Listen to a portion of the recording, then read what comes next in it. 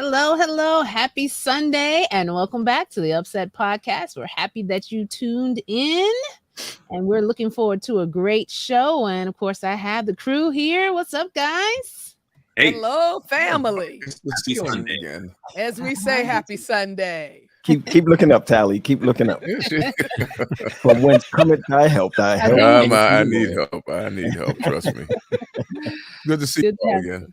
Yes, good to have the whole gang here tonight. And we're live. Yes. We're live. It's not a fake Sunday. It's a real Sunday. And so thank you guys for tuning in. Be sure to share if you're watching us live. Share.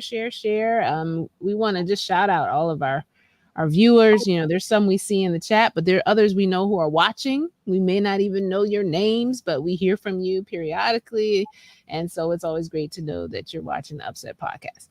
All right, guys. So what's been going on? I mean, what are you seeing on your timelines? What's coming across your TV, your social media, your thoughts?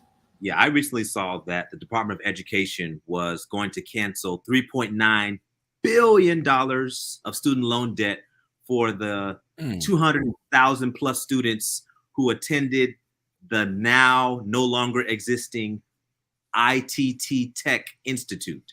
Yeah, some of you remember that category. Yeah, they weren't a legit school, but they were promoting and marketing, and so those students will have their loan debt forgiven. That's wonderful. That's a blessing. Yeah, we've been looking forward to that. They help the rest of us. Yeah, but that is something. Yeah, my school wasn't a scam, but I still want that blessing too. Yes. I know that's right. Wood and Andrews. Yeah. One of the things I saw this week, it was kind of disgusting.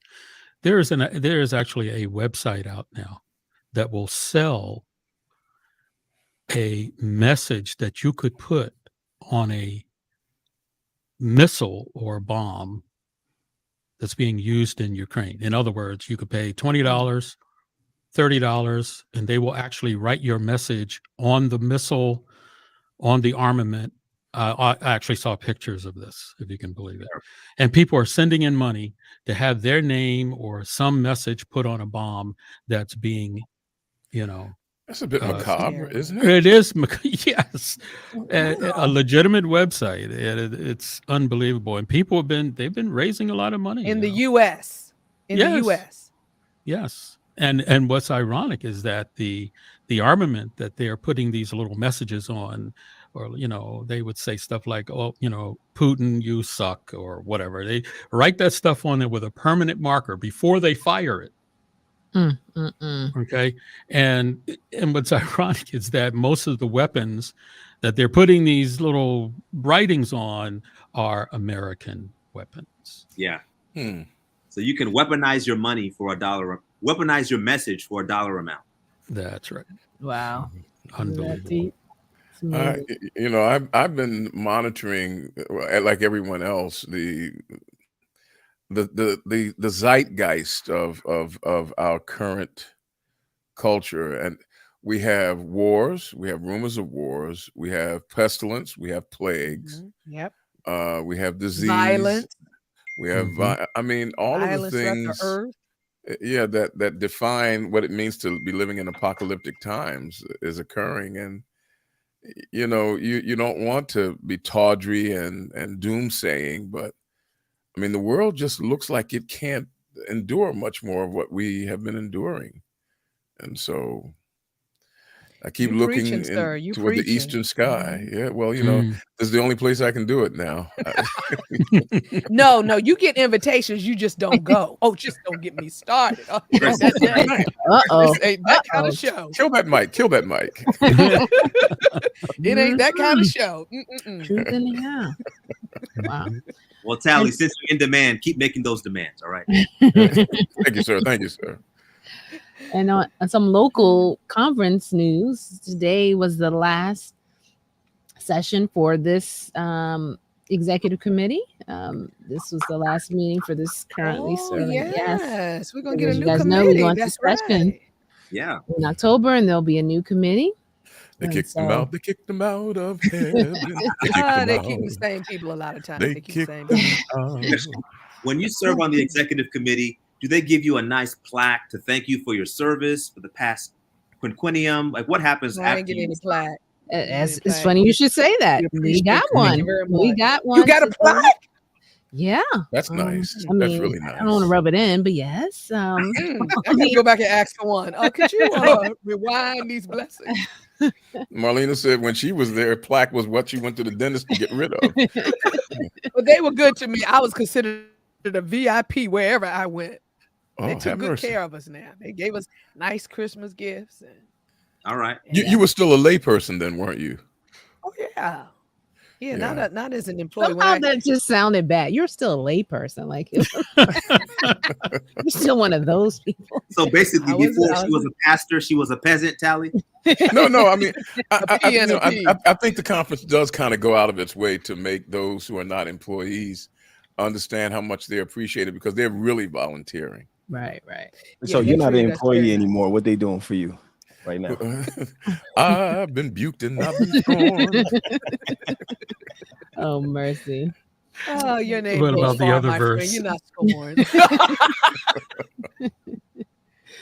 Mercy. But yeah.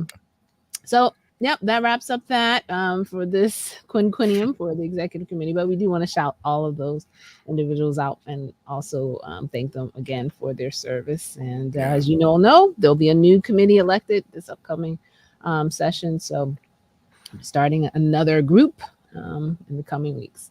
All right. So we're ready to kind of jump in. Well, this is going to be fun tonight. We're excited about tonight because this is just dialogue, no real set topic, just dealing with a variety of different things. And so we're excited to hear from you all as we talk about different things. And so get ready to share your opinions because we want to hear what you're thinking out there. And I see Olive says good evening to us and that she's thankful for all the information that we've been giving. And I think she got cut off, so we'll get the rest of her message. She said she was there a couple of weeks ago. We were talking about, I think maybe the honoraria and stuff like that. But anyway, we appreciate you guys tuning in. All right, Charles, you're leading us out tonight. Go ahead and yes, unfortunately. No, really, this truly is an open forum, and we're hoping that the our listeners and our viewers can really express what they feel about, well, a lot of things. But we want to kind of kick things off with focusing on the fact that we are approaching a constituency session. We're looking at 5 more years down the road for Allegheny East Conference. And I think we should give some thought as to where we think our conference can improve. There are some things that the church, I believe, as a whole needs to adapt to and change to, because, the SDA church in the 21st century is not the SDA church that was in, the 70s, the 60s. There are a lot more challenges going on for our church. And so, we can talk about the Adventist church as a whole, but I really want to kind of narrow down a laser focus on Allegheny East Conference. I mean, we're right here. We know what our challenges are. We know what our problems are. We know where we need to improve. And this is across the board. So any topic pertaining to how our conference can deal with change at this time. So I'm going to ask my colleagues if they can just kind of push us out of the station with your thoughts on where you think this conference can improve. What are our weaknesses? What do we need to do better? I'll start. I think that we could improve in the area of our school system. I think we could invest more and promote better the gem that we have, that we know as Adventist education. I think that our institutions could be a wonderful evangelistic tool for our community, whether it is a lower class neighborhood, middle class neighborhood, upper class neighborhood. I believe there are parents who would be excited about what we have to offer, but they don't know about us. And so I think we need to invest more in marketing, also beefing up our curriculums to make sure they're top notch, preparing them not just for eternal life, but for the life here on earth, if Jesus does not return, we'll be living in a world that is run by technology, STEM, all that. We need to push more resources into our schools to bring them up to par. Those schools that aren't up to par, bring them up to par. To those who are doing well, promote them more so that we can build bridges in our community and make a difference in those families, all from Virginia all the way up to New Jersey. Mm-hmm. I'm gonna. Oh, I'm sorry. No, I was gonna. We need traffic control here. No, you go. No, you please go. Yeah, go ahead. We all got something to say. That's what. No, I think education is one of those topics that we all feel passionately about, and I was just going to add to what GP was saying, because one of the things that John Alberty, our superintendent, brought out is that sometimes we forget that our local churches start schools. And I feel like we need more of that happening. There's such a void in so many areas, in some of our larger areas, where there's no school, no Allegheny East school, no place. People want to support it, but there's nothing there.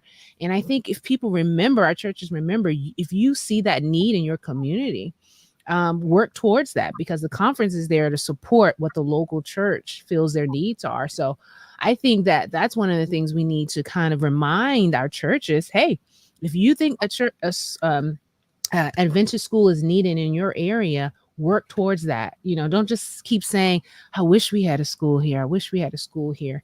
Work together with other churches to make that a priority and make it happen. I think it's so possible and so needed, even now more than ever. Yeah. And if there's a school in your area, even though it's not your school, support it. Do what you can to be involved, even if it's not financially, with your time, your talents. Do what you can to make that nearby school a better place for others. And so don't just think, if it's not my church's school, it's not my school. It's your school too. It's your community school. Please, well, I think unfortunately, that red light's not there. But if I can say this real quick, I know your thought is there, Chuck, but if I could say this, I think as church members, we need continual education and as you said, GP, marketing to our own people.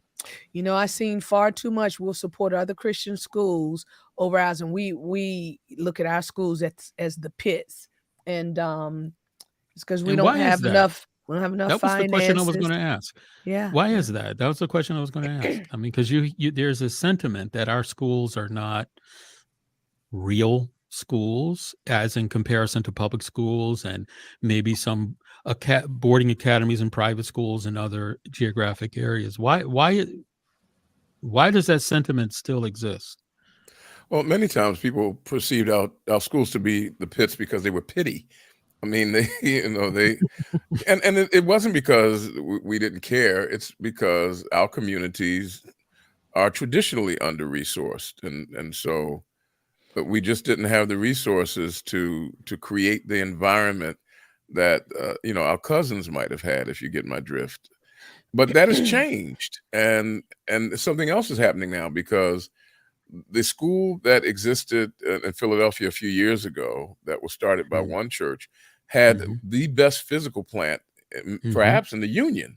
Wow. When it came to a school, but still it wasn't able to be sustained. So there's something else going on now about education and how we perceive it to be valued. And I'm not exactly sure what it is, but it deserves study. I know that charter schools wiped us out. Charter schools wiped us out. And that's because most of our schools were almost 50%, sometimes even more, non-member supported by, and when people could send their children to smaller schools with smaller student to teacher ratios and a higher level of expected safety for free compared to, paying, $300 to $500 a month, they did it. And so. Now, what about our policy on receiving students who are not Adventists?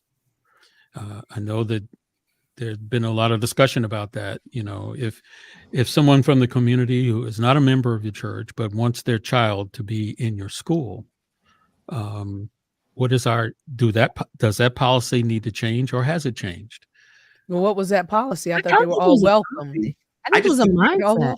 Yeah, a mindset, and they just don't get the discount that our own people get, so they pay a little more. Mm-hmm. Oh, okay. Yeah, because our people are already compensating the school through their church support, and so yeah, it's like yeah, it's like going to Costco. If you're a member, you pay a little less. Yeah. Right. So education is one of those points where we need to really hunker down and make some changes. I didn't say that, but it also needs to be affordable for our communities.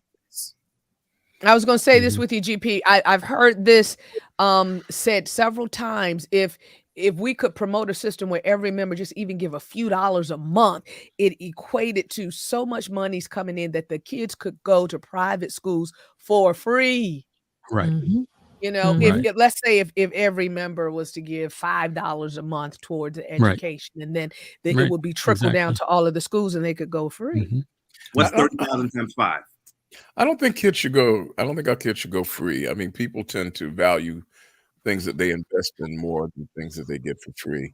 But we could. I think the price could be lowered so that it is sensitive to the needs of people. Yeah. Tally, I agree with you on that. I just think it should be tuition free for those who return tithe and offering and support. It should be tuition free, but definitely not free. And I think there's a difference between, I think they still should get their books. They still should pay into something, but tuition, the tithing system should be a whole. Okay, we'll. You're sneaking up on one of my suggestions. Okay. Hey. Well, but, let me ask. Did GP get through Marlena list already? What's up? Did you get through your list of how to change the world in 3 easy pieces? The only thing I would say now that I'm in my new assignment in Virginia is that perhaps our conference could do a better job of ensuring that each and every church has what they need to thrive, to do what they do best. Every church has that one thing that they can do really, really well. Find out what it is, fund it, support it, and see how our communities can be impacted by that. I can't go next because GP just already said everything that I was going to say.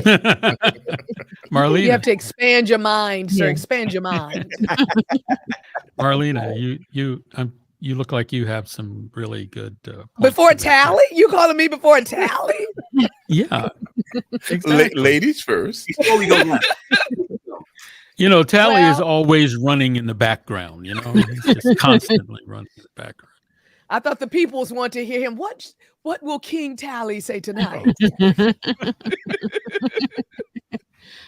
All right, well, here we go. Before you do, Marlena, I'm looking at Brooks, Benjamin Brooks, what he said. He said on the other spectrum of private schooling, Adventist schools are extremely affordable when you compare to others, which is true. Yeah. They are. That is true when you compare to others. Not saying that it can't be more affordable, but it's not crazy expensive. Not crazy expensive. No, it's subsidized. Really already subsidized. Subsidized way. Yeah. A lot of them offer sports activities and things like that you have to pay. Because when my boys graduated after their 8th grade, they could no longer be in Advent school because they were not ready for Pine Forge. I had to put them in a Baptist school, and I think I almost paid double. Wow. And the discount was not that great of a discount for me being a pastor. So it is true. We are a lot more affordable.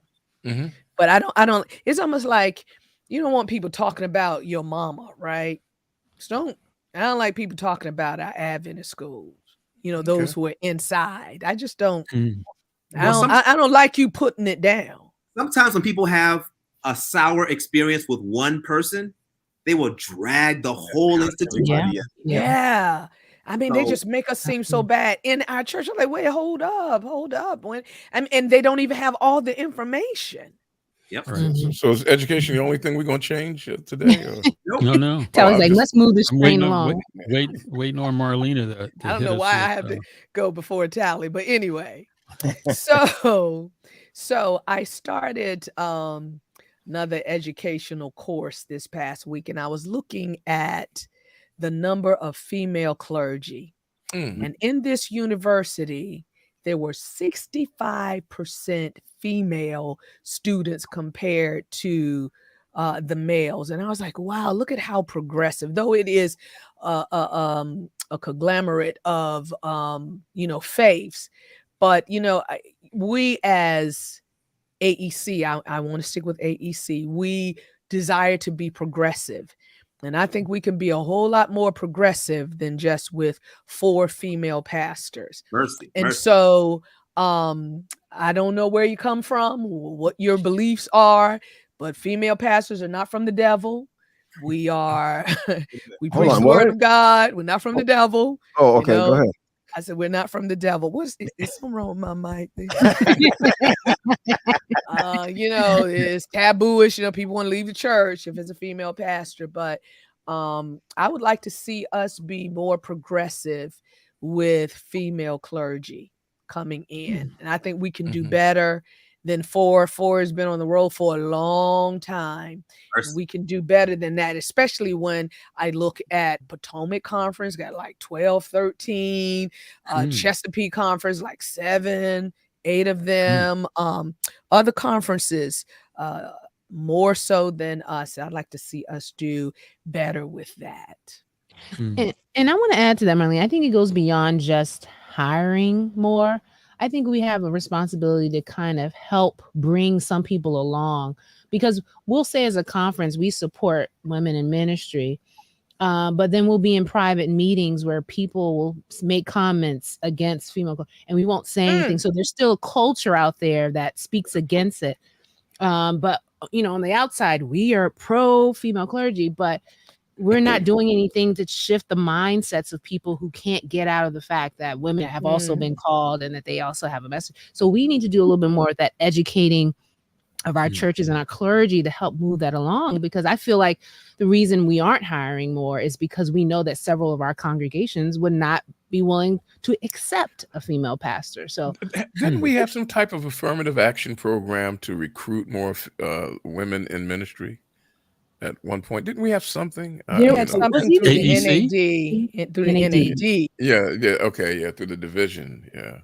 I remember they were doing some. So there has been some attempt to cultivate, but I guess, most cultural changes kind of move slowly. The arc of the universe is long, but it bends towards justice, and I'm hoping that we will see more. Well, I want us to start bending more. We can be more proactive in what we say and what we do, because our actions show more than our words. Yeah, it's you, it's Pastor Lisa, Pastor Novella, and Pastor Alexis. Yeah. Allegheny is actually one of the 2 regional conferences that ordain women. However, we need to transition from just publicly affirming to actively recruiting and retaining and supporting and nurturing our female clergy. See, I got new millennials on the line. Knows what I'm talking about. That's what I'm talking about. Yeah. Good point. And Allegheny East was the first regional conference to pick up rebels. I do get it, but which takes me now, Chuck, into social justice. Because if when Natasha said that, sometimes we're in closed rooms and we make statements in closed rooms, both women and men, by the way, not just women. It's not just for clergy, but it's also for I wish there were more in our conference, more for us to be able to speak up for when wrong is done in our communities. We're the last to show up when something happens. What do we do with those individuals who read passages of scripture where it makes a statement like, I suffer not a woman to teach, we just got just done so upset. He says, until you hire more women, I'm gone. I'm going to pick it with him. I'm going to pick it with him out. I mean, but when you have someone who sincerely believes, like our general conference president, who sincerely believes that the Bible teaches that women are not to teach and exercise authority over men, and what do you do with them? I mean, do you say that you're wrong and just get to step in, or how do you deal with that? Are we live right now? Yes, we No, are. let's I mean, if you look at all of the studies that have been done, and there are no scriptures that say that they cannot. You look at the new church movement, in the early church, and how women were very, very active in ministry, leading out in their homes. They were very active. And you have to look at the culture of the times, and what they were doing then doesn't mean that it's the culture of today. Well, I mean, and look, I'm doing this is strictly for conversational purposes. Right. But, it goes beyond culture in one place, like when the Apostle Paul says, for the woman was deceived. And first, that's not cultural, that's theological. And so some people will look at that and say that's a theological statement because the woman was deceived first, not the man. And let's go, Marlene. I'm waiting on but you. that doesn't, it doesn't make sense it doesn't correlate with the other things that Paul did with using so many women, Phoebe and how he promoted Priscilla and so many of the others. If that was true, he wouldn't have used them. Well, no, a lot of times when Paul spoke, he was speaking to the culture. But in this case, he actually used a theological statement that where he said, because the woman was the first one who was deceived and not the man, and therefore he extrapolates from that. And so I've always believed that women should pastor and be whatever I have, a woman should be able to have, and so but I'm just wondering, what do we do with people who honestly and sincerely read the scripture and see it saying that this is not something that should be done? All we can do is educate them the best that we can to show them in scripture how so many women were used in the scriptures. None of them were bishops or pastors, though. They were leaders in the church. But none of them were bishops or none of them were presbyteros or episcopos, the two words that are used as congregational leaders. And I think that was cultural. I am not making the argument that I don't think women should be in ministry. I'm saying, what do we do with people who sincerely believe these things?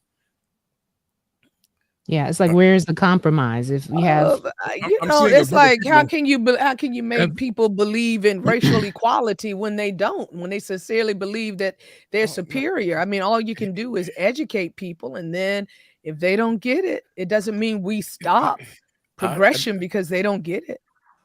Okay.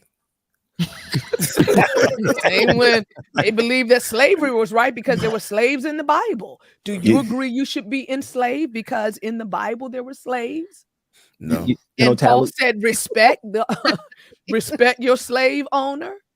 Tally, I'm glad you brought it up, even though it'll take us a while to even just flesh it out a little bit. And the reason why I say that is because I like the original question, what we would like to see the conference do in a situation like this. And I'd like for our conference to be able to, just as Marlena said, to make a stand, and not a public stand on a pulpit in front of everybody, but to make a stand when nobody else is watching and no one else is looking. Haven't we sort of done that, though, with the ordination of female pastors? We have. But we did it in. But do you think it's just, okay, so we ordained a few women, so we're good guys now, and they lay the subject to rest.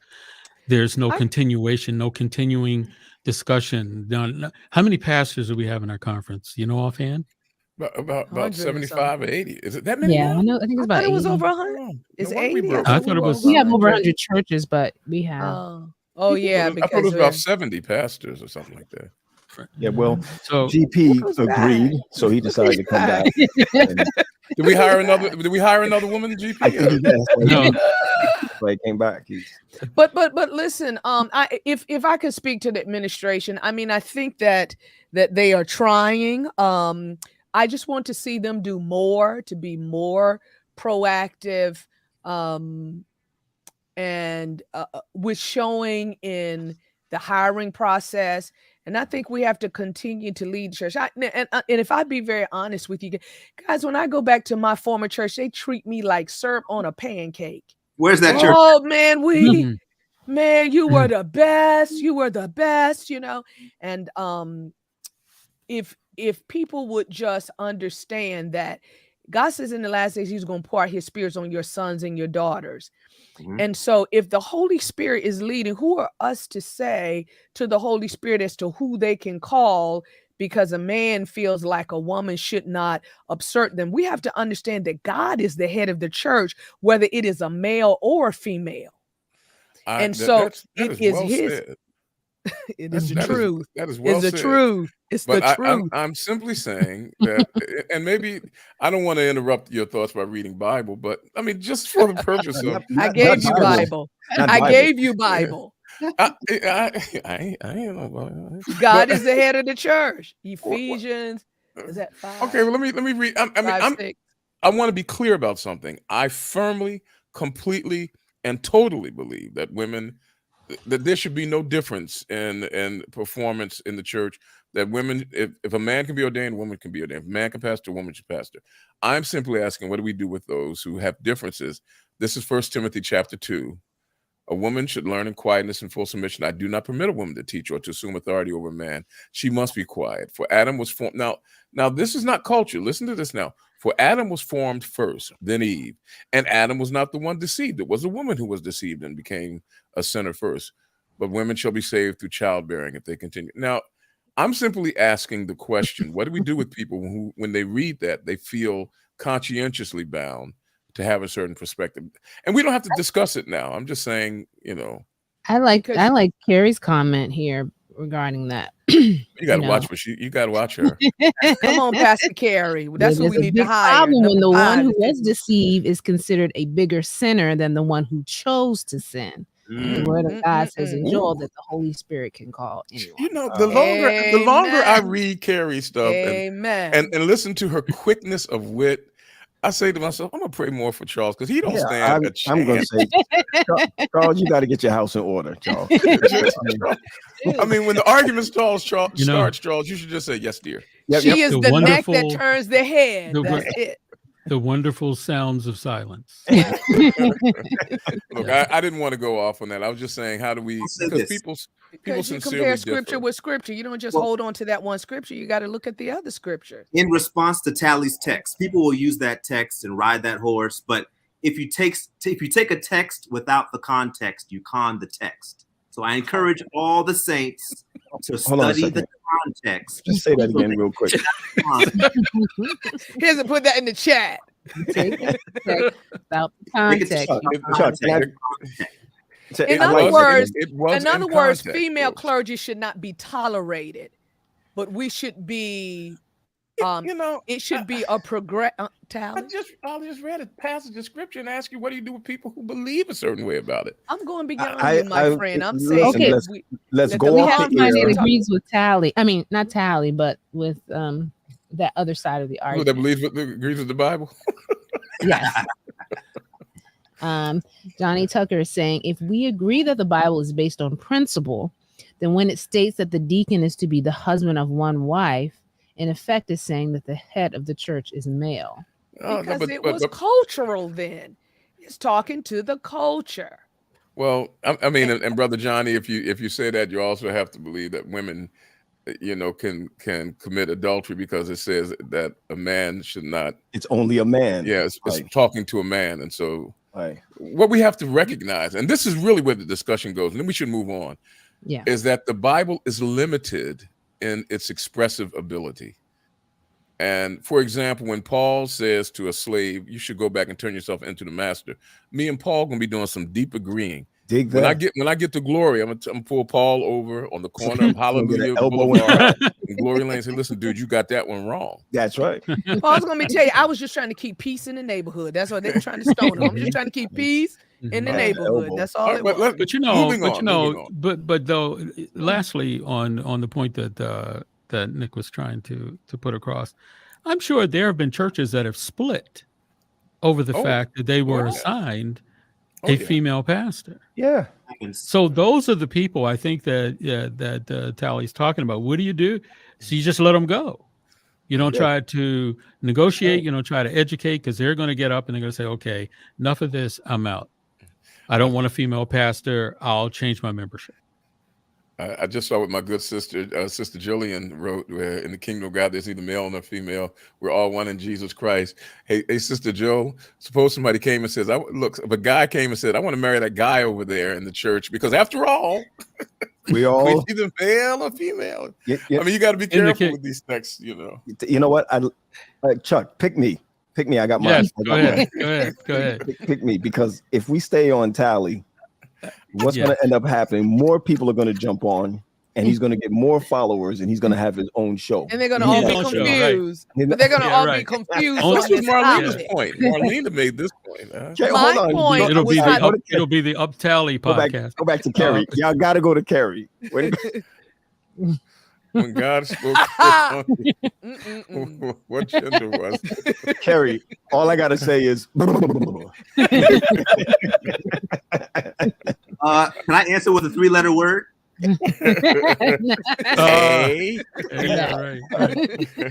No, Patrick, you were going down that road of social justice.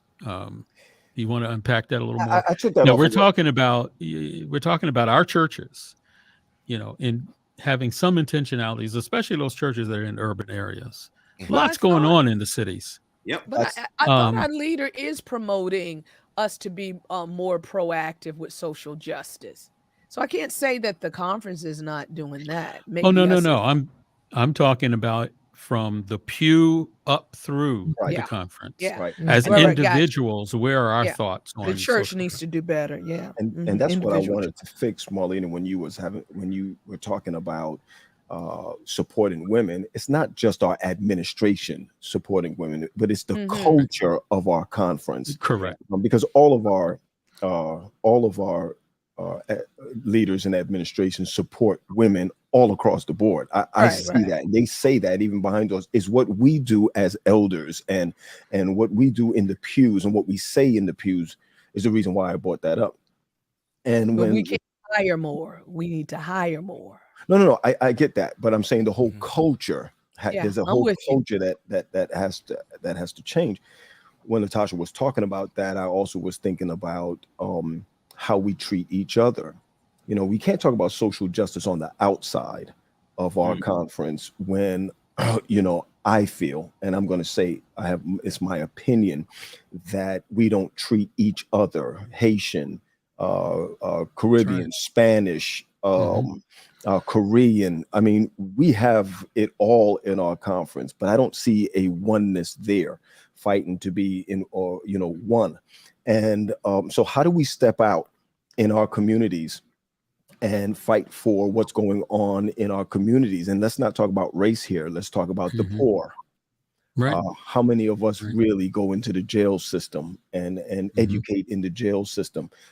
I don't see a heaviness on that. I know we have a director that does that, but are we really doing it, like you said, Chuck, in our urban areas? That's let me just move on from there real quick, because the other one that I have is industries. When I think about Pine Forge, and I've been talking about this from day one, Pine Forge have close to 600 acres. Wow. And I'm going to call out names. When I see the camp that they have in Florida, Camp Kakalaka. Okay, yeah. When I look at their camps and some of these camps out west, and I'm not just speaking for youth, but when I look at the centers where they could have retreat centers, and Summit Betchel, we were just over there. That's right. Allegheny East can do that. The Cub Scouts on many occasions have asked to use our property. These are the industries that could be put back into schools, could be put back into churches, etc. So I look at that property and I say, let me 50 plus communities. I'm 52, so I live out there. We also have cemeteries that can be put on those grounds to raise money. Hotels that could be put on those grounds to raise money. So I look at industries and take that industry and put it back into. Okay, let's go back to education again, GP. when I look at the amount of money that that is invested, or the amount of money that parents pay to go to Pine Forge, there should be a work system where the kids can work in those hotels. We could work on the grounds and cut the grass and do all of these things, so that they're not paying $30,000 a year, and I'm exaggerating, to go to school for 1 year. So I think we need to have industries. Can I stretch a little bit? Industry In our 6 areas, I think that there should be, if we had our own restaurants, if we had our, we say ABCs, but ABC is them. I'm talking about us. We can have our own stores in our urban center. Every area. Yeah. Every area. Youth centers in every area. There's so much. And I'm not blaming them for it. I just think that progression, you got to have vision to be able to see how where we're going with this. And that's one. I don't want to talk about the youth yet, because I'll be here for a whole hour talking about. But I was thinking about that. All by yourself. Yeah. I was thinking about that, Pat, because us clergy, female clergy, are having a retreat, and it's at a resort place that is through Bon Secours, the Catholic church system in Marriottsville. Marriottsville, right up the road from where I used to live. Yeah. Yeah, Beautiful place. Absolutely. Lots of land, like we're talking about, greenery. They got hotel rooms, and it's for, all retreat aspects. So any faith can come, any person who just want to relax.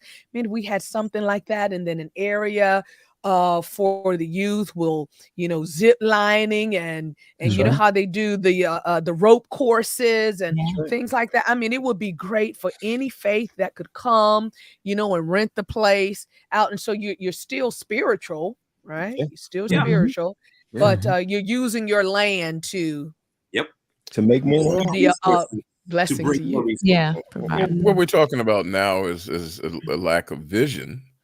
And years ago, when I worked for the city, I brought 4 leading ministers from Philly up to Allegheny East Conference. I remember one time, Charles, you were in the office, I brought somebody, and these were leading ministers, and they all said, "Now, when did you guys buy this? How long?" I mean, they said last year. I said, "No, we've had it since 1950s." And they all asked the same thing. Well, how can we rent it? And I took them over to the president's office and treasurer's office, and they were all told, well, we're printing our brochure.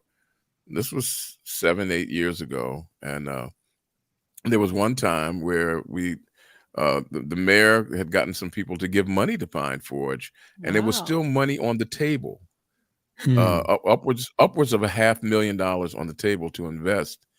But the questions like, well, suppose people want to eat pork up here, That's easy. You just tell them you don't. Or you can tell them, look, you got to be like the rest of us. You can't let people see you eat that. That's right.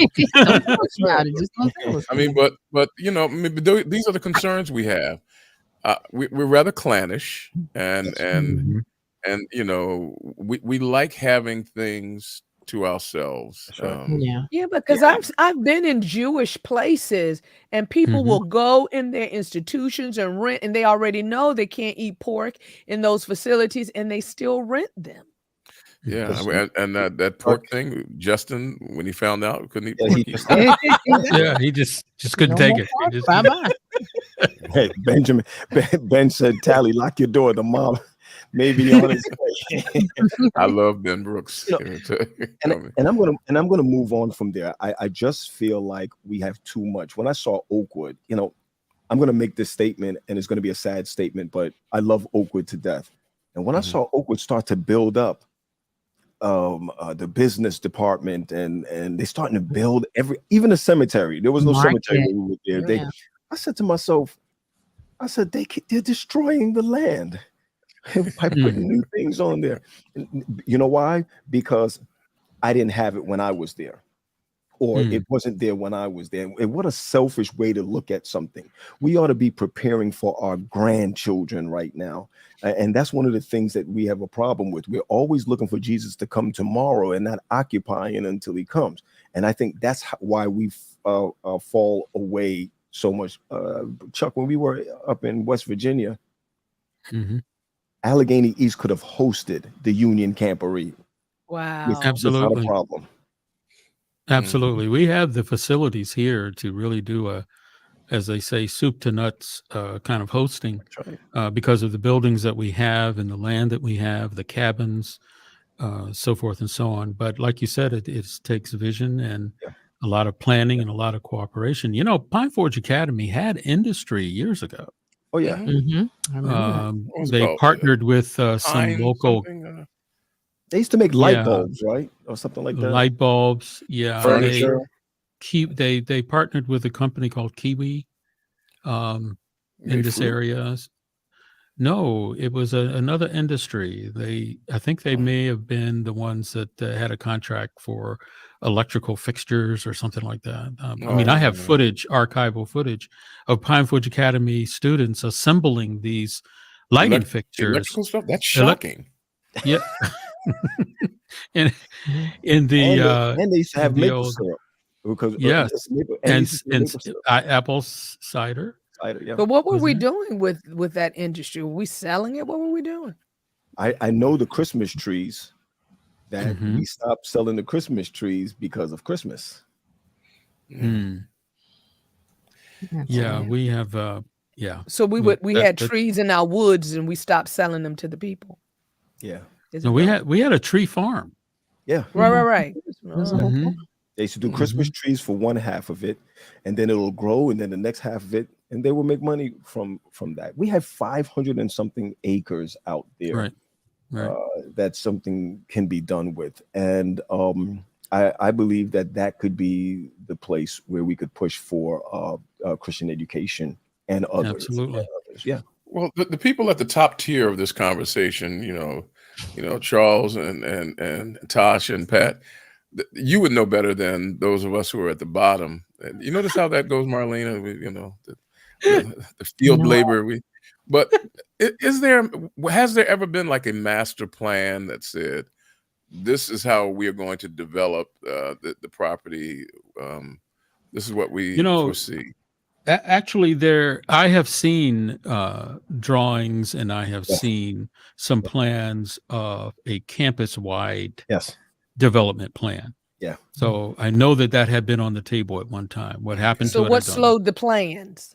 I don't know, but I'm going to tell you this, and I don't mind saying his name. I saw with my own eyes, Mr. Martin, as a remarkable plan for the grounds that he's had over years. Now, I can't tell you why it hasn't moved on from there, but when I stepped up with this idea, it was already put into place. You know, they're talking about covering the pool and making it, where it could be year round. We've seen an auditorium. We've seen all of that, and he literally, I don't want to. That's why I don't want to sit there and say they don't have the vision. The question is, what's not. How do we get it moving? What's driving? How do we get it moving? I mean, the text, write the vision, make it plain so that he might run who read. In other words, it has to be something that becomes actionable. And, we got good people in our office and sincere and all. It's just a matter of how do we get it from, Tally, I wanted to ask you, wanted to ask you on the social justice angle of how we can improve, AEC, especially our urban churches. What do we have to do to get our people a little more involved with the community? I mean, I go, to our churches from time to time, do workshops or seminars. One of the questions I ask is, do you know your neighbors? Can anyone in this audience give me the name of a family that's down the street or across the way? Do we know our neighbors? And if we know our neighbors, do we know our neighborhood? And if we know our neighborhood, are we concerned about the issues in our community? Do we stand up? What will it take?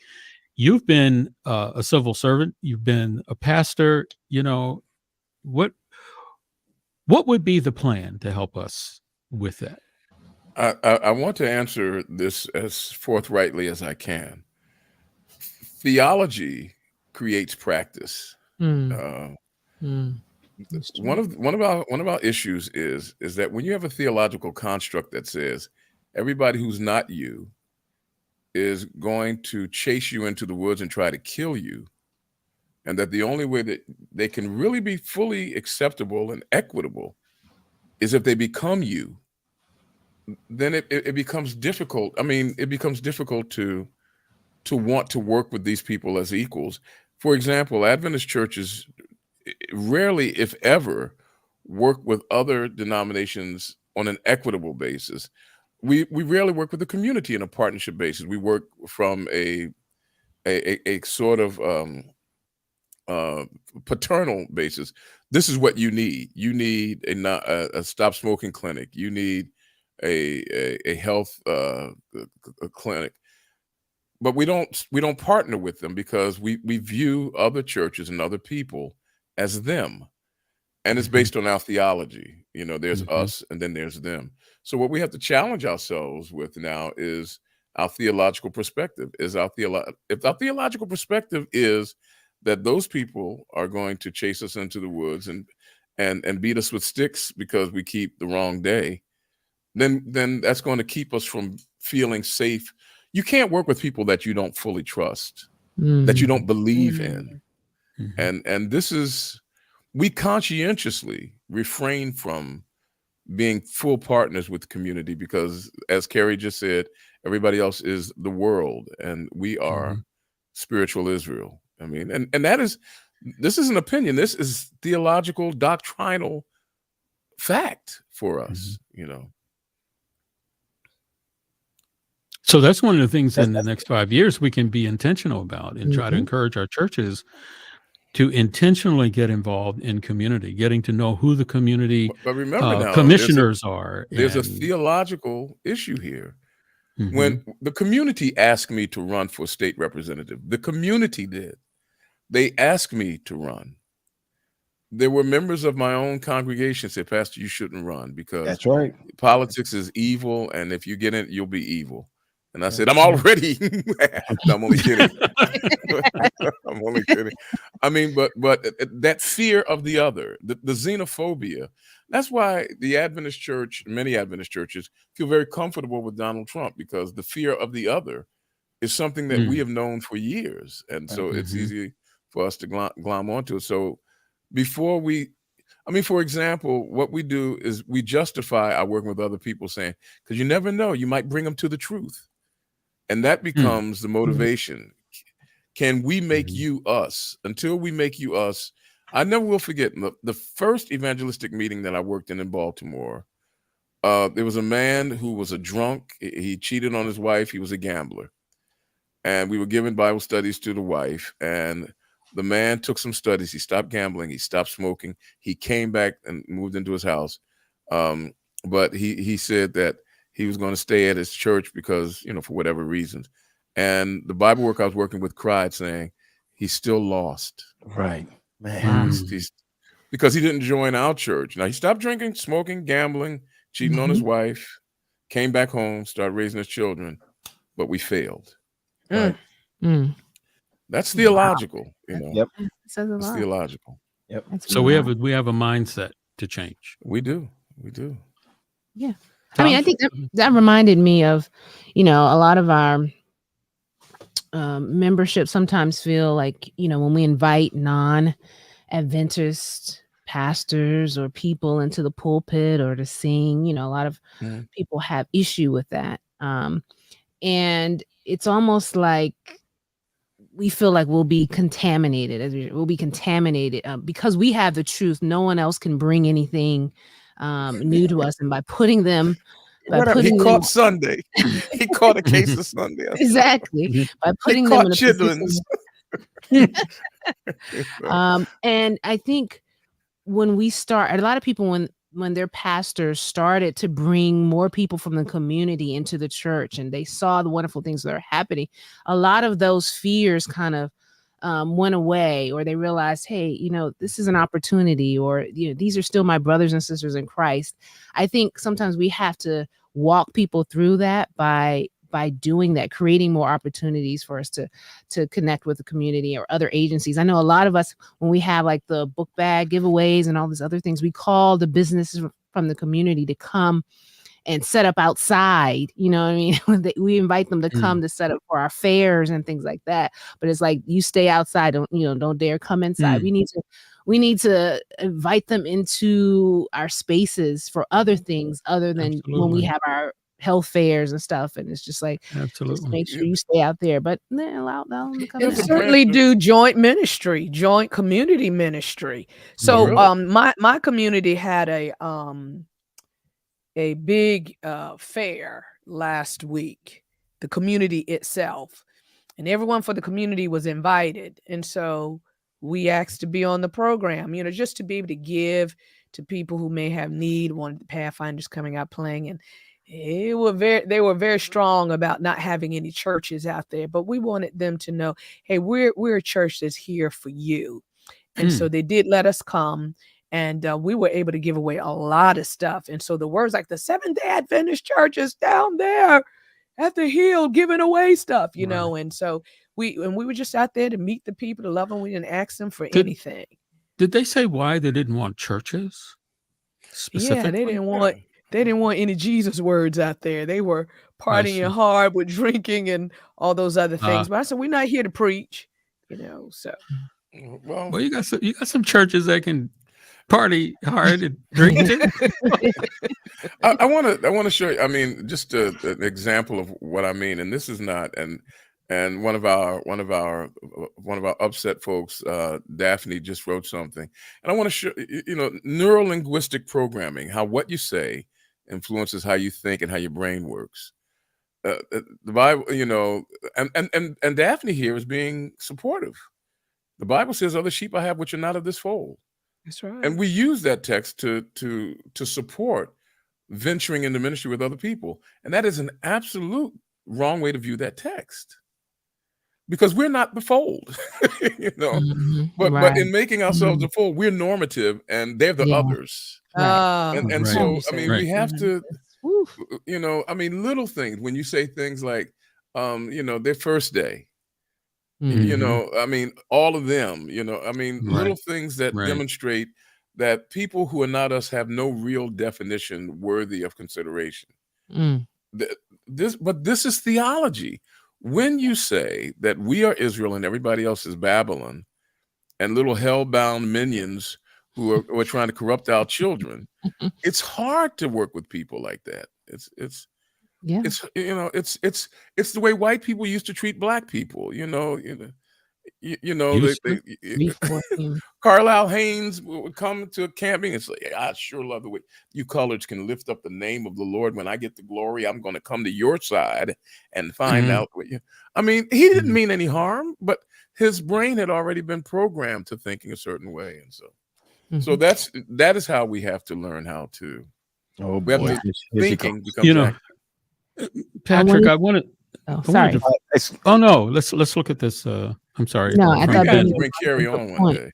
Yeah. And we'll get some of the other ones, because we have Benjamin was talking about the fact that we're talking about other churches, but even within Allegheny East, he's saying some of the churches within the same area need to come together to collaborate. And specifically, he's saying Philly is not that big, and there are too many churches here in Philly and surrounding suburbs of all languages that belong to AAC for us to always be acting like separate entities. And this was a pre-pandemic issue. So why do, even within our own conference, do we tend to segregate ourselves from each other? That's it. That's the point.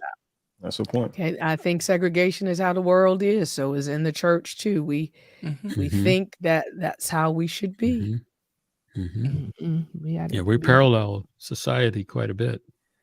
All right, I just want to hit a couple more comments, Charles. Not her. Go Carrie said one source of this Adventist narcissism is headship theology, and our albatross of righteousness by works. Righteousness by faith allows everyone to be equal at the foot of the cross. Hold on one second, y'all. I'm just getting ready to run some gospel music right behind me. And then one other comment here ministry from Steve.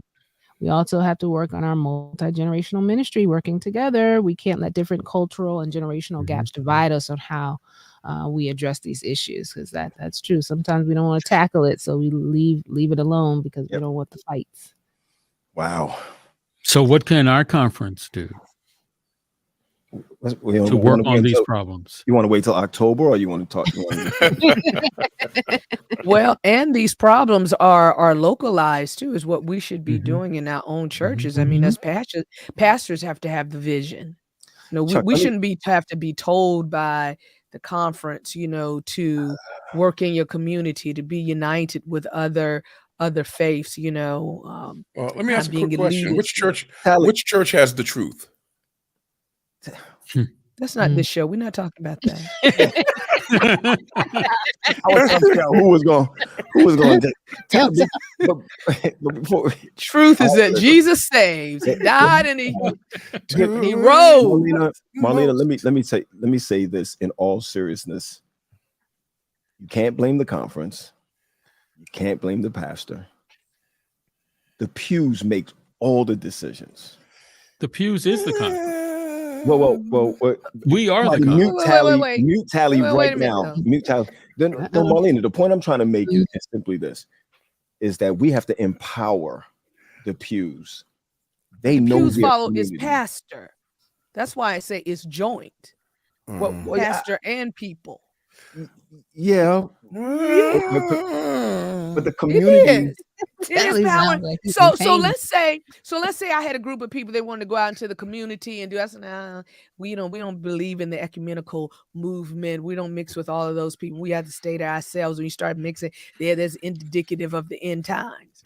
What if I was to say something crazy like that? Let me just say this before Marlena continues. Marlena, you went ahead and started this doctorate, and now you all different. Don't buy into Tally's big words and all of that.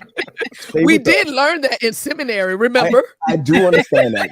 That's the one big word I know. I'm just telling you, I loved you when you had your master's, and I loved you with physical therapy. I need to still love you when you become a doctor, okay? Because all these, all this shrugging of the shoulders and all of that, I don't know. I'm just saying, it's pastor and people that go. No, Marlena, you're right about that. But remember back in the day when pastors lived in their communities, or at least lived in the vicinity, at least. And that's where people gained the respect of the churches, because the pastors were formed with other pastors. What do we call it? The ministeriums, right? We didn't just make that up. They've always had ministeriums from different areas, and all the pastors would come together. But they would discuss what's actually going on. When I was pastoring in Delaware, I never lived more than 12 minutes away from my church. Never. And I was a part of the ministerium in Delaware, and the conference president called me up and said that some of my members were uncomfortable because I was too close to Babylon. And I said, well, I can fix that for them. And I moved to Baltimore. In the heart of Babylon. But we really have to confront. I mean, you want to ask, what can the conference do? And they're not going to do it, but I'll just share it. You can have honest and open discussions as to why we think the way we do. Yeah. And whether our thoughts are, because Adventism is a cultic, and that's not a bad word, but it is a cultic Christian expression. There's certain things we think and believe that we have decided that are sacrosanct and immovable. And if you challenge them, then you are one of those bright lights are gonna go out. Bright lights. Benjamin said, name names, Tally. Well, he said, you off the book. You can't fire somebody who's not an employee. Right? He meant the book of life, Marlena. He meant the book of life. Oh my God. But we say, well, we don't think the conference is going to do that. The conference is us. Why can't local pastors start the dialogue? That's my point. With their congregation in their community, as opposed to waiting for some edict from Pine Forge? Why can't we do this in our churches? Right. If you have a progressive pastor, a pastor who is interested in the community and interested in partnering with other faith-based organizations and churches in the area, why not? It doesn't have to be. I've done it quite a bit and found myself getting careers in radio and government.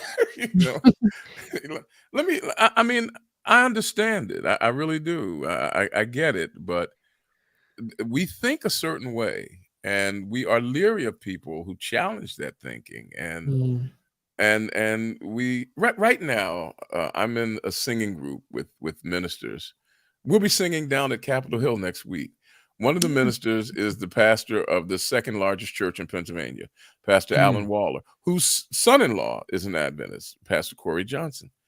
And then we have two other members in this group. One of them is Apostolic, the other one is Church of God in Christ. And then we have we have another minister in the group who is the pastor of the Germantown Seventh-day Adventist Church. I believe that he might be apostolic too. No, I'm only kidding. I'm only Let his wife throw daggers at you, buddy. But we're all in the group, and we all, we're learning how to find agreement and to not be judgmental. But that's hard for Adventists to do. It's blasphemous. It is blasphemous. When I was growing up, 12 years old, 13 years old, I grew up in the Bethel Church in Brooklyn, New York. Down the block was Augustus. Concord. Augustus. Bethany Baptist. Was Augustus, and further up was what's the Godfather's name? Are you talking about Concord Baptist? Concord Baptist. Both of them. One of Gardner them. Taylor. Gardner C. Taylor would come every Easter and preach, and I could remember how people were so upset that Gardner C. Taylor came and preached at our church. Every Easter he would come, or forget every Easter, he would come once a year and preach there. I mean, the truth is that if you go to his church now, he's passed away now, they own a whole block. Oh yeah, they do. Right. Daycares, the brownstones, everything they own out there. If we took a little piece of the pie back then to understand how they went along in the community, we'd be different, especially in our urban areas. I didn't get a chance to talk about what I thought the church could do different. I know we're out of time, and so I guess that's. We thought you we said gotta a hear lot. this. Oh my No. God. There's no time left. There's no time. We're gonna close with your thoughts. There's no time. We've just extended the time. Well, one of the problems I think we have is you notice Adventist churches get to a certain point, they get to the point of natural buoyancy, and they don't grow beyond that. They get there and they stop. And there's a reason for that. In order to push a church beyond its point of natural buoyancy, you have to invest in vision that would take it beyond where it will naturally get to. And we don't do that because of the way we create leadership in our churches. We have a tenant facilitator model of leadership. The church does not call its pastor, so the church is not really invested in the relationship with their pastor. Right. The conference is the leadership of the local church. The pastor is a tenant facilitator of the conference to be moved at the whim of the conference, and the church is not invested. We have created an egalitarian method where every pastor is treated the same, and that sounds good until you realize that when you do that, you create a system that encourages a level of mediocrity, because there's no reason to do anything other beyond what you do. And as such, we have to change our system of appointment that allows churches, first of all, to invest in ministry. For example, the church has something to say in who they call. Then they have something to say in how that person is compensated. For example, if you are the pastor of a church where you have 1,000 members, you are going to have to work harder than a guy who has 120. That's just the way it is. That's true. If you are pastoring in Philadelphia, when one of my members went in the hospital, I had to say, which one? Right. If you're pastoring out in Crewe, Virginia, when they say he's in the hospital, he's in the hospital. And I have to figure out, you got to pay for parking. You got to figure out which of the 20 hospitals is this person. You're going to have to work harder. Is it fair to say that this person's compensation should be exactly the same as the other guy? That the church should have nothing to say about it? People invest in things and they value the things they invest in. If they do not invest in those things, then they commensurately lose value in them. Last but not least, our model encourages a sense of tenant thinking. The Adventist Church has a 5-tier level of administration: local church, conference, union, division, and the General Conference. Of those 5 levels, the tithe is distributed only in 4 of those levels. It is also only collected in 1 of those levels. The level where it is collected is the one level that does not get a chance to receive distribution. Any of that. Yes. That creates a tenant relationship where a person believes, I give it away, but it is not my business to manage it now. And as such, you lose interest. You're not, it's not real stewardship. It's giving, but stewardship means that I help to manage. And that's why I'm retired. Yeah, I was going to help you along with that. Though I agree with you, Tally. On every point. Marlena says you're going to get disfellowshipped if you do. Some of his points are not really. I got you, Marlena. You know what? I'm looking forward to Marlena taking these points apart. Don't give a blanket agreement. You can agree with some of it. But I think we ought to give the people, even our leaders, a chance to think. And I think that's one of the biggest problems that we have. We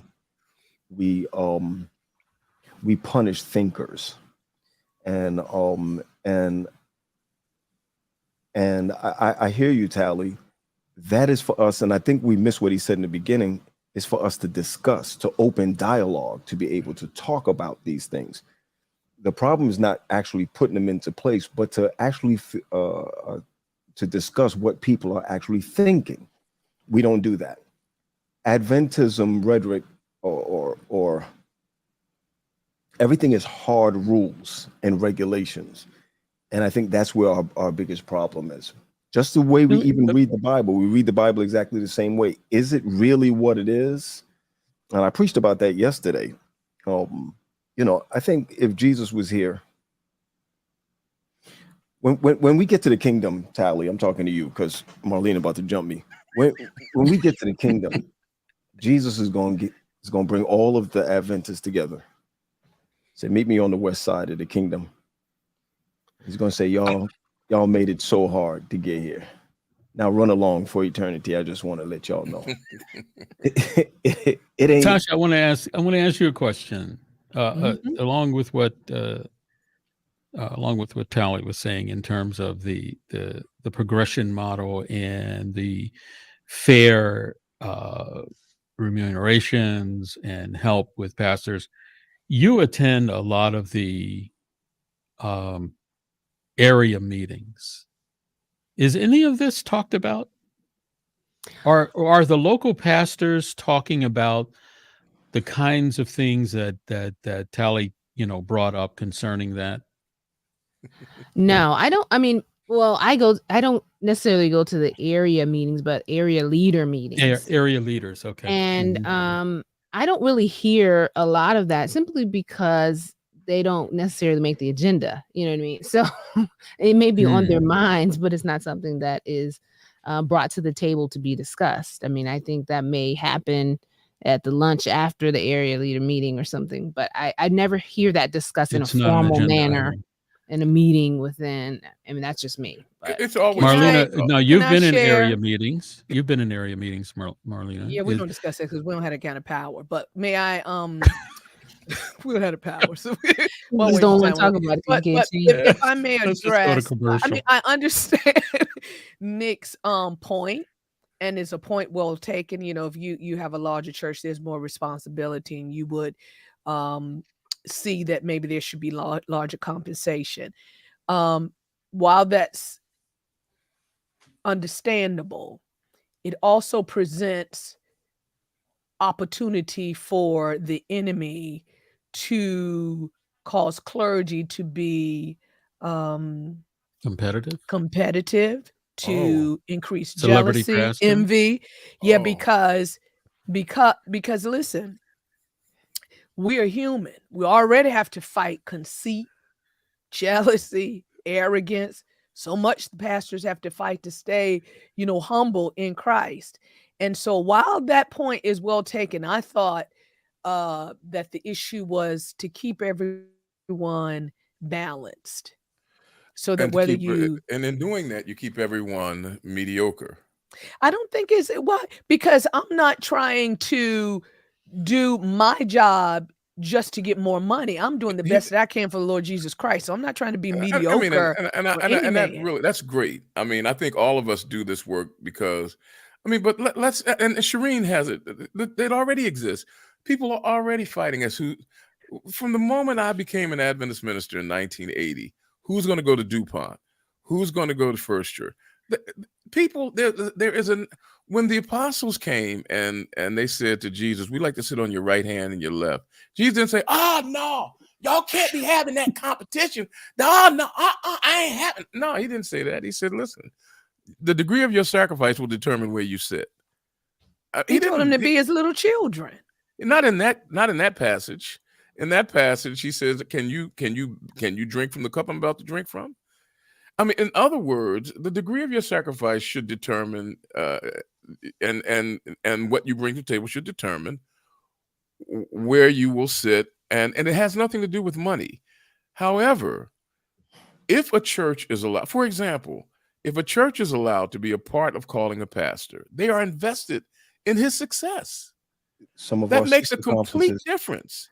So our sister conference are doing it right now. Yeah, I mean, it makes a complete. Some of them are doing it. Here's the thing, Marlena. We know it works because we see it work in other places, and that is when right now in an Adventist church, when something goes wrong, the membership doesn't, unless they are really enlightened and they're fair.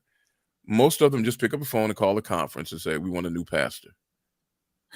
Because we have not learned how to negotiate, how to talk, how to expand, and we're not invested in the success of the person who's called. And when a church calls a pastor or assists in calling him, they're invested to the point where if something goes wrong, they need to fix it because they are part of what created it. Right now, they just simply say the conference messed up, and it needs to be changed. Now, here's the other part of it: by creating an egalitarian system where everybody gets the same thing, it minimizes your ability to employ individuals, because there are certain smaller churches that could get by with a pastor who was making maybe half of what another pastor is making, because it's a smaller church and this pastor may be bivocational and he can get by with that. If it's a smaller church, he still got a lot of work to do. He's just not as many as members. But if he wants to increase the kingdom, he's got to do a lot of work. Then as the kingdom increases, he can increase that which he uses to compensate himself. The point that I'm simply making is, when you say that you can't have a pastor because a pastor costs this much, then that means a small church can't have somebody because it costs this much to have a pastor there. If you allow the church to say, for example, let's say a church wanted a pastor and this church has 75 members, and they say to this person, the conference will give $15,000 a year. And the church says, we will augment that by giving $25,000. That's all we can afford. This pastor knows he has to be bivocational. And then that church goes from 75 members to 250 members. Then you change things. But that way you have a multi-tiered system that allows people to come on at different levels, rather than making everybody come through the same door in the same way at the same time. But it's not going to happen. Right. It's not going to happen. It's not going to happen. I'm a traditionalist. So it would be hard to watch it happen. But I'm going to tell you one thing. It's going to keep everybody honest. That is one thing that it would do. Because there are people who move up to the big churches that become lazy. And there are people not in this conference, of course. I mean, no. That. And they're not this one. And there are pastors.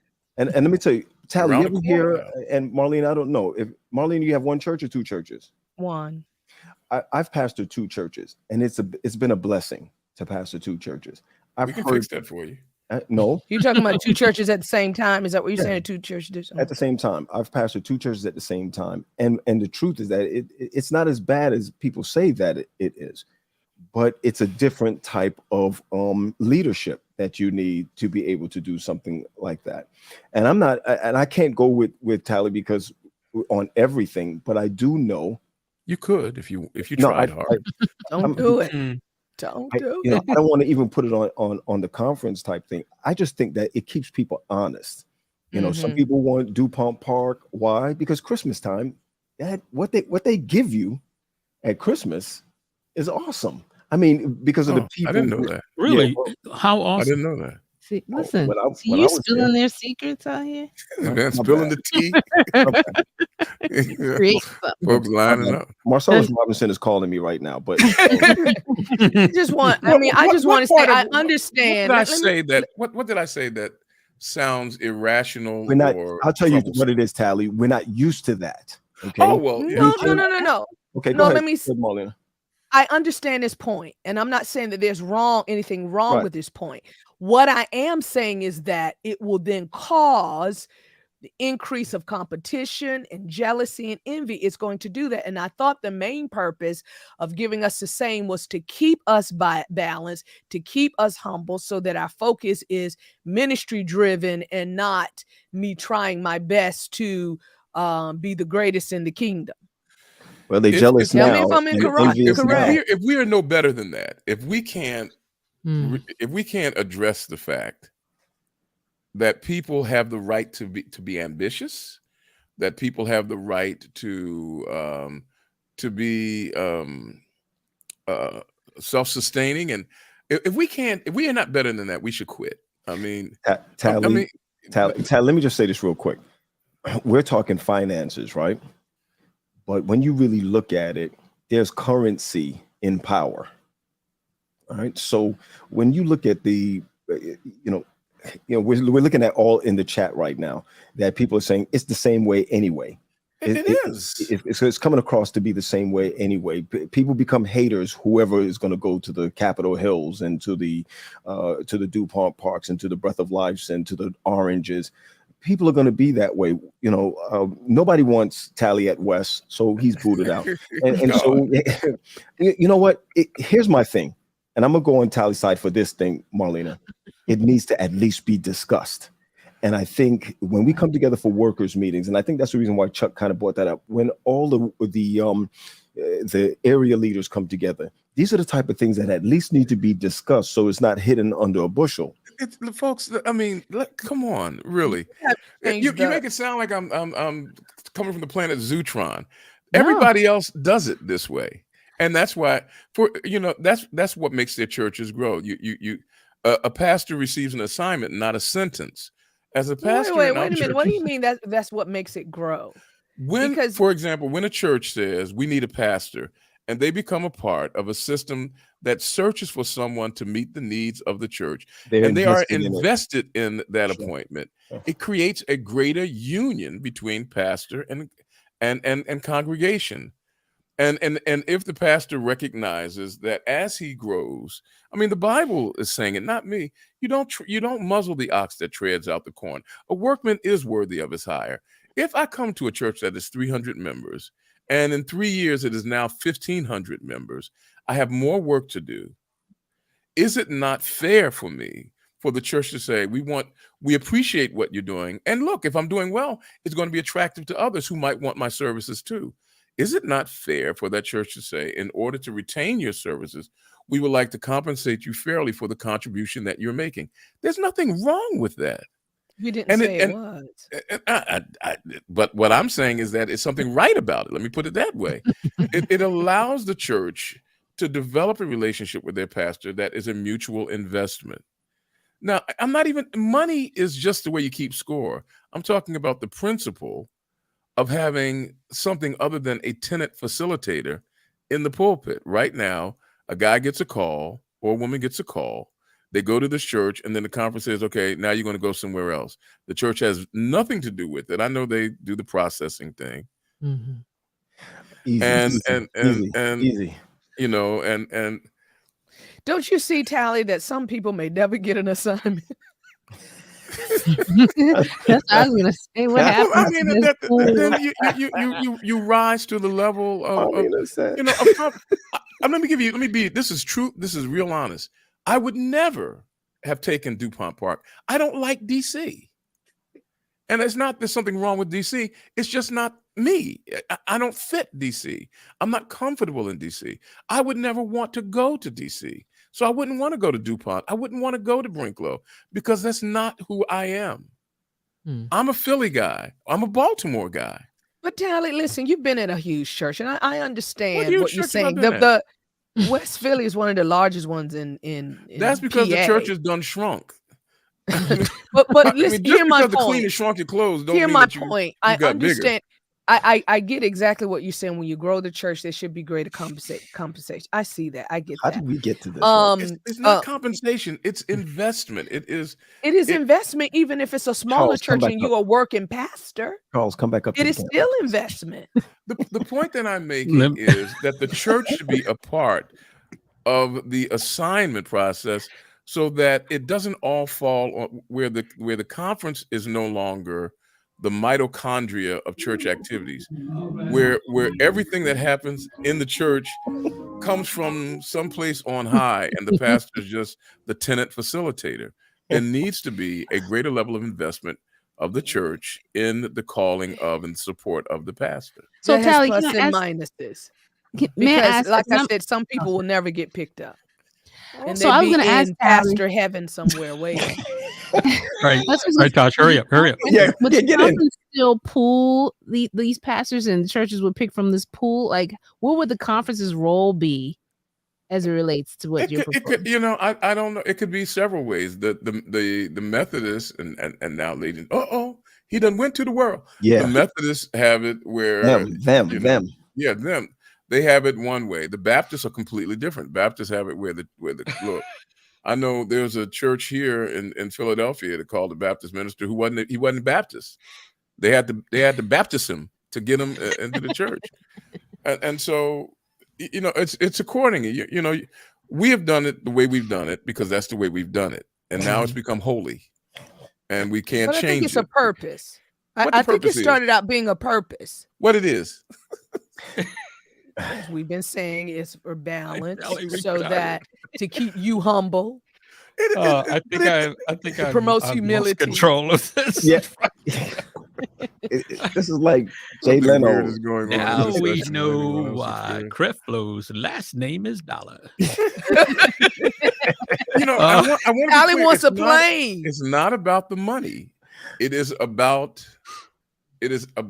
self-determination and investment and involvement. As long as every individual church looks to a place up on a hill far away for their marching orders and their vision planning, and that, folks, you can say whatever you want to say. I know it's true. That's what the pastor is secondary to the way the church perceives itself to build vision. Vision comes from Pine Forge. Can I say this before you close? I'm only kidding. I know Chuck is the host. Chuck is the host. Chuck is the host tonight. Chuck, let me just say this. I agree that the church should have some say, but we as humans can be very sinful. And let me take you to a place. We stop being human. I remember. Listen, just hear me out. I remember some years ago, a pastor was coming to my church. Mm-hmm. And the church before said, "No, don't take him. He's the worst." Right? Pastors being sent, we fought it. No, we don't want him. Church got saved, right? No, we don't want him. So they came down, the conference officials came and said, "Will you at least give him a try?" We gave him a try. He was one of the best pastors that came to our church. However, if we just went by someone's testimony saying you don't want them, church we want just our own say. And from the previous church, and so each church has its own culture and relationship. Maybe, however their relationship was, something didn't go right. And so when the man came to us, we didn't even want him. Didn't want to give him a try. It's the best one of the best that we had, and the relationship was beautiful. So while we can have some say, I think that we have to work together with the conference, because we as Israelites can turn down things that just might be good for us. That's good metaphorical talk. Latasha. Chuck? Yes. Yeah. Don't let them go on anymore. Yeah, no, I was waiting for a moment to get a breath in. I don't know if I heard from Tasha about what she. It was covered. It was covered. It was covered. Okay. I'm going to be absent next week. I'm going to take a day off. No. No, actually, so Tasha can get her point open in. forum. No. Open forum dialogue. I mean, this is healthy, because sometimes we get stuck in our thinking. Yeah.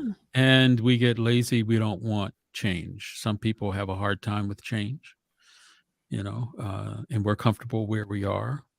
Don't want to explore any new ways to approach ministry and how we conduct our church. So I think it was healthy. And but it's been noted. I mean, we still have a long way to go. October's coming. New leadership will come in, but at the same time, our constituents and our delegates need to be cognizant of the changes that we really need to focus on for the next 5 years. The world is changing rapidly. Can I say this to Benjamin? Because Benj put in a very important point, and then I'm going to shut up. Benj said that the process is helpful in both ways. When I served on the executive committee, we decide when a pastor is going to a church, right? We have to vote on it. There was a church that denied a pastor to come. They did not. We had to send someone else. And so there are, we did. No, I'm sorry, Benjamin. Go ahead. Someone else had to be approved. And so I don't want people to think that there is not a process that the church can speak. I think it should go both ways, though, so that Marlene, could you check Benjamin's text there? Don't do that, Pastor Marlene. Last time you took off a week, we were discussing pimping. Yep, it's true. Oh my goodness. Oh my goodness. I So it is some of that done. We do. I mean, and like I said, some people are able to say, hey, we don't want that person, and they are not there. And I do want to say, with the Adventist system, there is a little security for a pastor to some degree that I mean, when the churches don't want us for whatever reason, at least we're not unemployed immediately, because other church systems, they get rid of you just like that and you are out. And so there is a little security there, though both sides should speak. I just wanted to address that. Now you can close, Chuck. Well, I think I'm gonna hand it back to Latasha at this point. I felt like I was at a tennis match, sitting right at the net, But anyway, I think it was good dialogue, and I think our audience appreciated us kind of going down that not so popular road sometimes with the hard truth. I mean, our church needs work. The Lord has blessed us, but there's a lot that we need to improve on, and I think everybody made excellent points tonight. So, Tosh, you can close down the match now. No, if I might, Lynn, my final words, like Marlene, I'm going to shut up. Here we go. The seven last words. Wait. That's just like saying the tennis match is over and you run back out with the ball and you serve it again. The game is over. Go ahead, Tom. The seven last words of a dying church is, it's never been done that way before. That's right. I agree, and that be true, Tally. Very healthy, and that's why I like discussions like this, because it opens up things that we've never even thought about, and it's okay to explore something else sometimes. Even if something's working, it's okay to still look at what would happen if. And so this is great dialogue. We appreciate the comments, you guys. I tell you, we love when we're live because we love hearing what you have to say. I think we ought to create trailers like for the next show. Stay tuned when Marlena says, and then do a little soundbite, and Tally fires back with, you want to be here when. Don't forget Pat. Pat's not out there by himself. He said, no guys, he tried to appease Tally. Tally, I agree with you. When you look at, if you were to still frame all of Pat's expressions, it almost comes to, look, I don't know what y'all talking about. I'm just It's Tally's wife. I agree with you. Everybody who watched this show, you could ask them in the comments right now. I really thought I was going to be the star of this show when we first came out. Everybody comes up to me and everybody's like, "Oh my goodness, I just love Tally and I just love Marlene." And I'm saying to myself, okay, like, what about me? And you know what? I'm real serious about this. I always hear people love Chuck and Oh my Tally. I goodness. I always hear y'all, and I'm tired of it right now. I want to be. There's love for everyone. There's enough love to go around, but we love a little agitation. Let's put it. I mean, we love it when people upset podcast. Yeah, it's called the upset for a reason. Yeah, we want to set people up too. Yes, that's right. Get you upset to set you up for better thinking. All right, so by way of next week, as you guys know, we promised that we would have a part 2, a live Q&A with our Vice President for Administration and also with our General Counsel, Attorney Jackson Doggett. They'll both be with us live next week. And this time we talked about pre-session. We talked about, delegates and, which I think the deadline for delegates is tomorrow, actually, August 22nd, submission of delegates. We talked about the organizing committee and nominating committee. Next week, we're going to be talking about what happens at the session. Like, what can you do? What can't you do? How you vote up, how you vote down, what happens if this happens, and what happens when someone isn't voted back in office? Where do they go? We're going to talk about all of that. When to take your conversations to the parking lot. Exactly. And there's a new song. You got to know. Oh yeah. Oh me. Oh, okay. Yeah. So once again, so make sure you tune in next week. We'll be live again, and we look forward to your questions. It's all about making sure you all understand the process. So we're going to be taking any of your questions that you have next week. So join us live so we can get some clarity. And as always, we appreciate you guys watching. And I appreciate that, Anthony. He said the show is not complete when anyone is missing. I see we are a team. We are a group. And so thank you. We've always thought that way, Anthony. When Marlena was not with us in the beginning, we said this show is not complete until we get Marlene, and then we got Marlene, and the show was really finished. Trust me, Anthony, they didn't come looking for me. It just happened. Oh yes, we did. We came looking. Yeah, we did. We sure did. Actually, we did. We tricked her.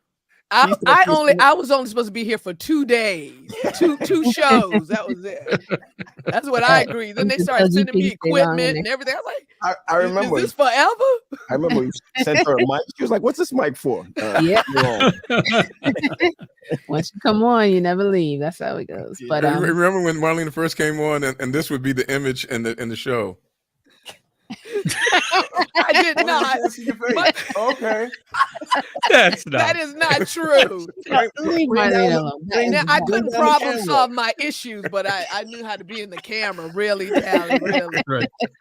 I'm way younger than you. It's all love. It's all love. Marlena stepped it up when she got her pro gear. Oh yeah, man. When she got her gear, she was I remember we were telling her, Marlena, turn it down. Turn it down.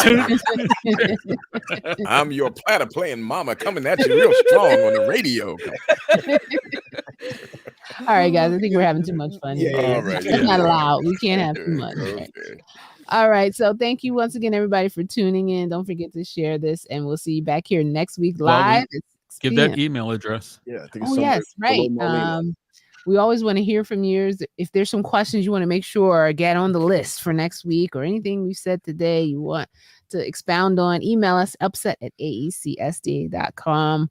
We love to read your comments. And put in your score for Marlena and Tally. Don't do that. Do not do that. Tally is my brother. And she is my sister. Y'all don't know, but when this show's up, we go hang out. Which church? First Apostolic, You have a great week too. All right, everybody. We appreciate it. All right, blessings, guys. Take care, everybody. Bye-bye. Bye.